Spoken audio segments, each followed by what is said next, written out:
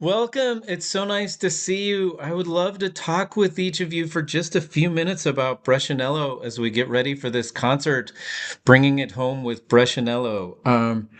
And I have to say, I have played one of his concerti a tre with Susanna. I played one of his sonatas for oboe and violin with Alison, and both of those pieces on our upcoming concert. And on another occasion, I played a couple of the violin concerti of Brescianello with Jesse Irons soloing. And I really, really like his music, and that's part of the reason why I was motivated to put together this concert. And um, I appreciate you two coming in to chat with me. And um, first, I just want to say, Susanna, tell me if they're like as you've been practicing and preparing, getting ready for this concert, what sorts of things are crossing your mind as you approach the music of Giuseppe Brescianello? Yeah, well, first of all, it was like really fun, really tuneful, and I mean, it reminds me a lot, has a Vivaldi flavor to them. I'd say like you even get, both parts, just like in Vivaldi, like both parts are featured like equally, pretty much. But I've been noticing like you get, in some of them, an even extended little bit.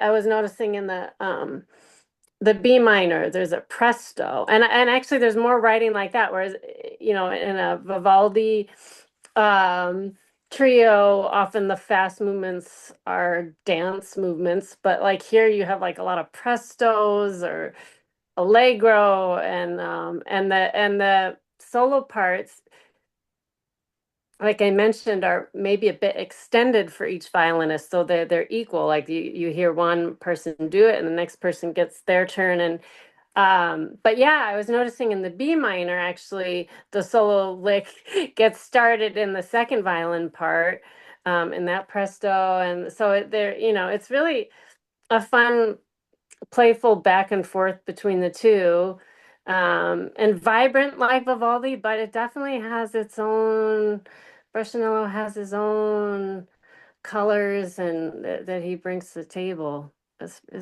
Yeah, I've been enjoying it.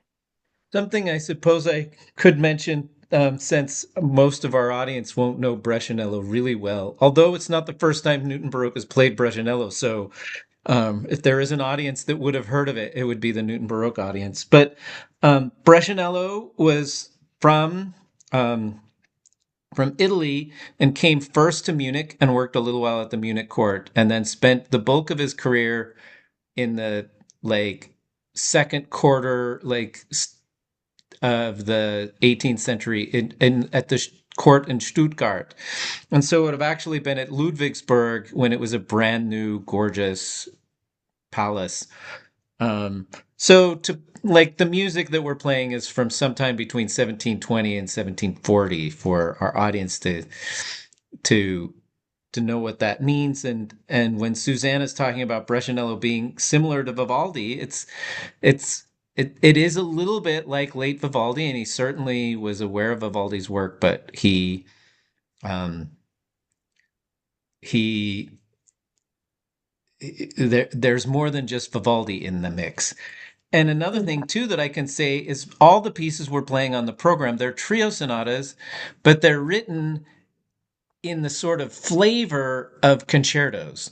So when Susanna was talking about like solo licks, there's full on, just like in a really electric concerto, each violinist in the trio sonata texture gets turns to like totally go off. And and she's right too that the second being second violin in a Brescianello trio does not mean you're second best. Because Oh, not sometimes at all. because they're both, it's just two violinists going off. And Alison, I was talking to Alison, and she mentioned to me that there was an oboist that had kind of followed Brescianello, maybe not consciously, but another Italian oboist that wound up with Brescianello in in Stuttgart. Tell me about that, Alison. Yeah, it was interesting reading about this because it appears they had mostly strings, but they'd always have an oboe. And Brescianello wrote something at some point where he felt it was really important to get more strings. You know, they could get by with the oboist because they had a really good one. And this really, but the other ones were pretty hit or miss because a lot of the choir boys would end up having to double on the oboe. And there's a lot of writing and description I found about how bad some of them were. And this one oboist was, his name was Ignazio Ceccheri, and he was interesting. I don't think he actually followed Brescianello, or maybe he gravitated towards the Stuttgart court because he knew a fellow Italian was there as opposed to another German. He actually did another route, going first to Paris. He went, I think he was in Venice for a while, but went first to Paris and then ended up at in Alsace, Lorraine, where the former king of Poland was hanging out while he was in exile. And then from there, he was a hop, skip, and a jump to go to Stuttgart. And this Ignazio Ceccheri got to Stuttgart and submitted a request via letter to get reeds, a whole lot of reeds from Paris shipped to the address at the court and he wanted 6 dozen, over 6 dozen reeds over the course of a year from Paris. Now, these reeds, it turns out he actually lists the prices and everything. And the other oboists would either make their reeds, apparently, or if they bought reeds, there were places in Germany close by that they could get suppliers of reeds. But this guy wanted them shipped from Paris because, according to him, they were the best. And also, he asked for this enormous quantity because not all of them were good, he said. So it was really funny because not only did he request this exorbitant amount of money that nobody else among the musicians was allowed to get. The strings got a pittance for their strings, actually, the string players. And this oboist was asking for scads of money for these reeds, not all of which were guaranteed to work. And Brescianello wrote a letter exactly describing that, saying to Eberhard Ludwig, he said, you know, I don't know if this is a good request, and I don't know if you should follow through and give him the money because nobody else has done this. I mean, I've worked with other oboists here, but they just haven't asked for this much money. And I really don't think this is a good idea. You know, he wasn't saying don't do it, but he was presenting a concerned viewpoint, saying, not sure we should go through with this. He seemed to be also in line with saving money a lot of the time. And that made me think about his music also because he does write in a very large style, but it's only with few musicians. The chamber music is very full sounding, but it's only, you know, trio sonatas, but it has the sound of a concerto, or even some of it reminds me in the trio for oboe and violin. Some parts remind me of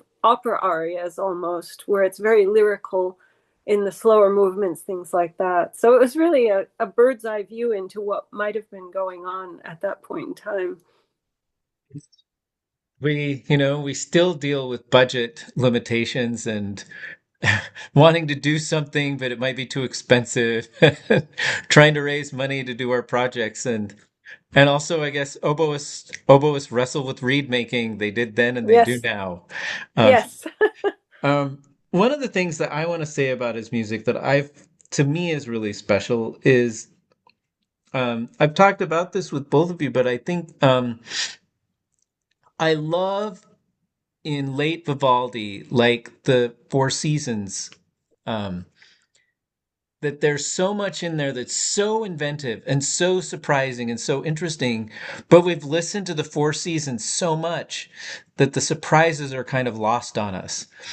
And Brescianello is full of the same kind of like really interesting invention and surprise.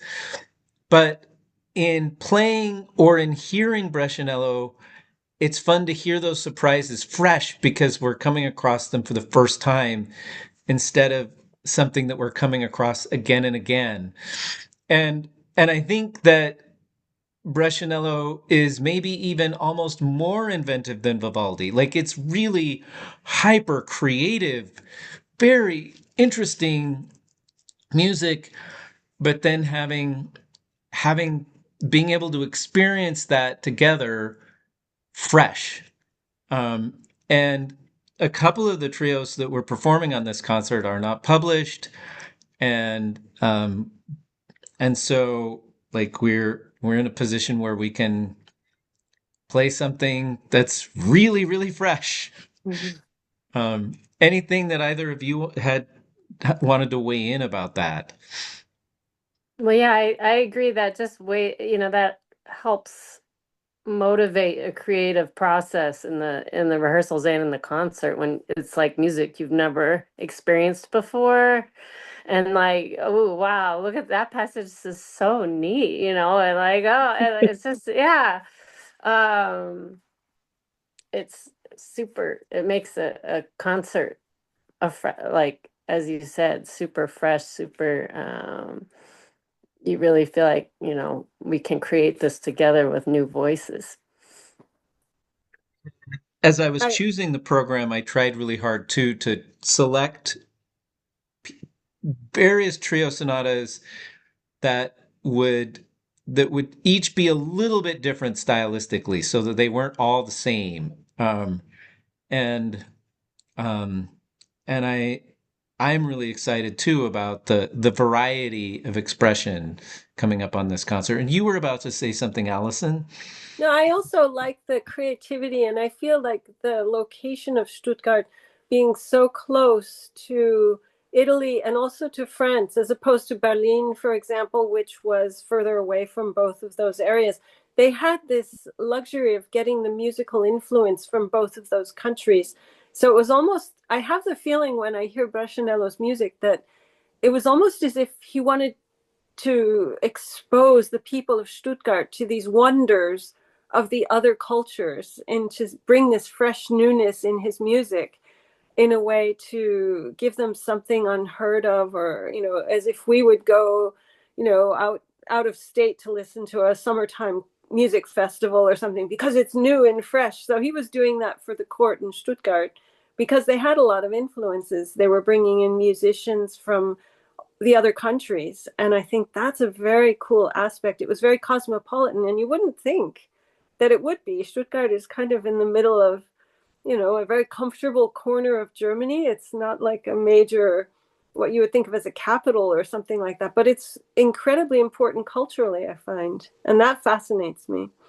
Glad you raised that because I do think that's a really special thing at the Stuttgart court and also at the Munich court where he'd been as well, that both Yep. courts had an equal mixture of Germans, Italians, and French people in the court orchestra. So the colleagues working together all became very conversant in all three styles. And there actually is a, a beautiful big French overture by Brescianello, and it sounds as if it could have come from France. And like you don't see a lot of Italian composers writing big French overtures. Like Yeah. Vivaldi does not have any in the style of Lully, but there are Germans that did that, Bach and Telemann and Fischer, but Brescianello goes all the way there. And so he really is a bilingual who can write in the French style and write in the Italian style. And at the Munich court, we saw the same thing too with Dall'Abaco, who Yep. was bilingual in French and Italian musical style. And I think that just came from the colleagues they worked with. Right. Right. Mhm. Well, I'm looking forward to these concerts. The end of February, and we'll play one in Newton and one in Boston at the Goethe Institute. And I'm really excited to start rehearsing with you too soon. And thanks for taking a moment with me to chat about Brescianello. Thanks so much, Andrus. Hey, it'd be fun. Can't wait. Yeah, I can't wait. It's going to be great. See you all soon to play some wild music. See. Okay. Hey. Bye bye. Bye bye. Bye.